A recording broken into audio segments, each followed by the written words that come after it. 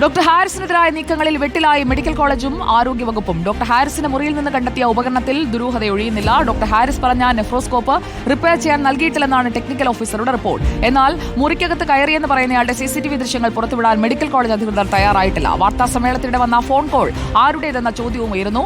അവധി കഴിഞ്ഞ ഡോക്ടർ ഹാരിസ് ഇന്ന് ജോലിയിൽ തിരികെ പ്രവേശിച്ചേക്കും. DMEയുടെ കാരണം കാണിക്കുന്ന നോട്ടീസിന് ഡോക്ടർ തിങ്കളാഴ്ച മറുപടി നൽകും. ആർ റോഷിപാൽ നമുക്കൊപ്പം ചേരുന്നു. Good morning R Roshipal.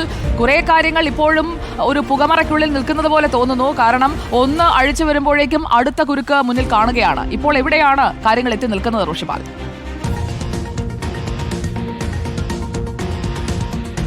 Sujaya, Thiruvananthapuram medical college ആശുപത്രിയിലെ ദുരവസ്ഥ വിശദീകരിച്ചതിന്റെ പേരിൽ ഡോക്ടർ ഹാരിസിനെ വേട്ടയാടുന്നു എന്ന വിമർശനം കൂടി KGMCയെ ശക്തമായി ഉയർത്തുന്ന പ്രഭാതത്തിലാണ് നമ്മൾ ഇപ്പോൾ ഡോക്ടർ ഹാരിസിന്റെ പ്രതികരണത്തിന് അല്ലെങ്കിൽ ഡോക്ടർ ജബ്ബാറും സുനിലും ഇനി എന്തു പറയുമെന്ന് കാത്തിരിക്കുന്നത്. നിലവിലേതായാലും ഹാരിസിനെ കൊടുക്കാനുള്ള നീക്കങ്ങൾ ഏതെങ്കിലും കോണിൽ നിന്ന് ഉണ്ടെങ്കിൽ അത് പൂർണ്ണമായും ഇന്നലെ റിപ്പോർട്ടർ രേഖകൾ പുറത്തുവിട്ടതോടെ പൊളിഞ്ഞു വീഴുന്ന കാഴ്ചയാണ്. കാരണം അവിടെ ഉണ്ടായിരുന്ന 2 ഉപകരണങ്ങൾ, ആ ഉപകരണങ്ങൾ റിപ്പയർ ചെയ്യാനായി അയച്ച ഉപകരണം അത് മോസിലോസ്കോപ്പ് അല്ല എന്ന് കൃത്യമായി തെളിഞ്ഞു കഴിഞ്ഞു. പിന്നീട് എന്തിനാണ് ആ ഉപകരണമാണ് പുറത്തേക്ക് പോവുകയും അത് തിരിച്ചെത്തിക്കുകയും ചെയ്തത് എന്നടക്കമുള്ള ആക്ഷേപങ്ങൾ ഉയർത്തിയത് എന്ന സംശയമാണുള്ളത്. ആരാണ് ഇതിൽ ഡോക്ടർമാർക്ക് ഈ വാർത്താ സമ്മേളനത്തിനിടയിൽ ടെലിഫോൺ വഴി നിർദ്ദേശങ്ങൾ നൽകിയത് എന്ന ഒരു ചോദ്യം കൂടി ഉണ്ട്. ആ ചോദ്യത്തിന്റെ ഉത്തരവും ഒരുപക്ഷെ ഇന്ന് ലഭിച്ചേക്കും. പ്രധാനപ്പെട്ട ഏതെങ്കിലും ഒരാളായിരിക്കാം ഇവർക്ക് നിർദ്ദേശം നൽകിയത്. വാർത്താ സമ്മേളനത്തിൽ ഇവർക്ക് വലിയ സമ്മർദ്ദം ഡോക്ടർമാർക്കുണ്ടെന്ന സൂചനകളും പുറത്തു വരുന്നു ഡോക്ടർ ഹാരിസിനെതിരെ ചില കാര്യങ്ങൾ പറയാൻ വേണ്ടി. ഏതായാലും ഹാരിസ് ഇന്ന് അവധി കഴിഞ്ഞ് ഇന്ന് ജോലിയിലേക്ക് പ്രവേശിക്കാനുള്ള സാധ്യതയുമുണ്ട്.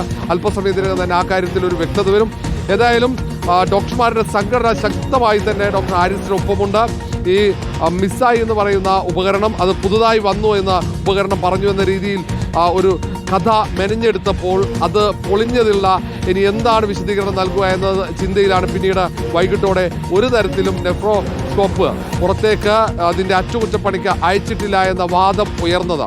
ഡോക്ടർ ഹാരിസ് പറയുന്നത് അത് പുറത്തേക്ക് അയച്ചതാണ്, അത് റിപ്പയർ ചെയ്ത് തിരിച്ചെത്തിയതാണ്, റിപ്പയർ ചെയ്യാൻ അയച്ചു അത് തിരിച്ച് എത്തിയതാണ് എന്ന വാദം ഉയർത്തുകയും ചെയ്യുന്നുണ്ട്. ഏതായാലും ഇന്ന് ഈ കാര്യത്തിൽ കൂടുതൽ വ്യക്തത വരും. ഇന്ന് കൂടുതൽ വിവാദങ്ങൾ ഉണ്ടാകാനുള്ള സാധ്യതയുമുണ്ട്.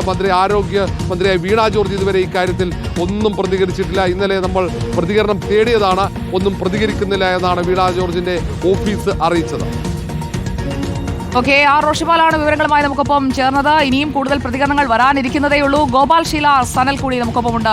ഗോപാൽ ശീല Sanal, good morning. Medical college അധികൃതർ ഇന്നലെ നടത്തിയ വാർത്താ സമ്മേളനം അവർക്ക് തന്നെ പുലിവാലായി മാറിയോ? ആ വാർത്താ സമ്മേളനം നടത്തിയത് ശരിയായില്ല എന്നുള്ള കുറ്റപ്പെടുത്തലുകൾ കേട്ടായിരിക്കുമല്ലോ ഇന്നലെ രാത്രി അവർ കിടന്നിട്ടുണ്ടാവുക, അല്ലേ?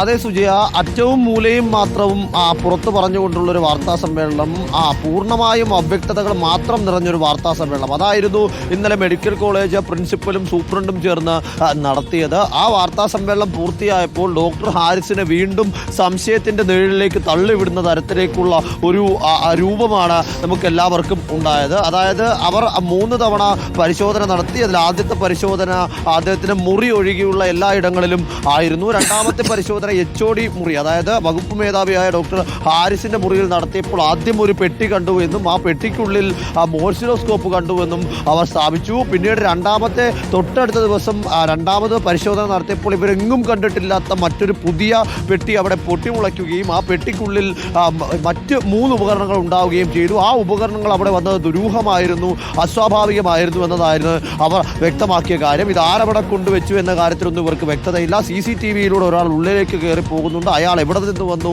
എങ്ങോട്ടേക്ക് പോയി, എന്തിനു വന്നു എന്ന കാര്യത്തിലും അവർക്ക് വ്യക്തതയില്ല. ആ കാര്യങ്ങളിൽ ഇന്നലെ ഡോക്ടർ ഹാരിസ് ഒരു ക്ലാരിറ്റി വരുത്തിയിരുന്നു. അതായത് ആ 3 നെഫ്രോസ്കോപ്പുകൾ, വലിയ പെട്ടിയിൽ കണ്ട 3 നെഫ്രോസ്കോപ്പുകൾ റിപ്പയറിങ്ങിന് വേണ്ടിയിട്ട് മാറ്റിവെച്ചതാണെന്നും ആ റിപ്പയറിങ്ങിന് വേണ്ടി എറണാകുളത്തെ ഒരു സ്വകാര്യ കമ്പനിയിലേക്ക് അയച്ച നെഫ്രോസ്കോപ്പുകൾ അധിക തുകയാകും, 2 ലക്ഷം രൂപയോളം അതിന് ചെലവാകുമെന്നതിനാൽ അത് മടക്കി അയച്ച് അങ്ങനെ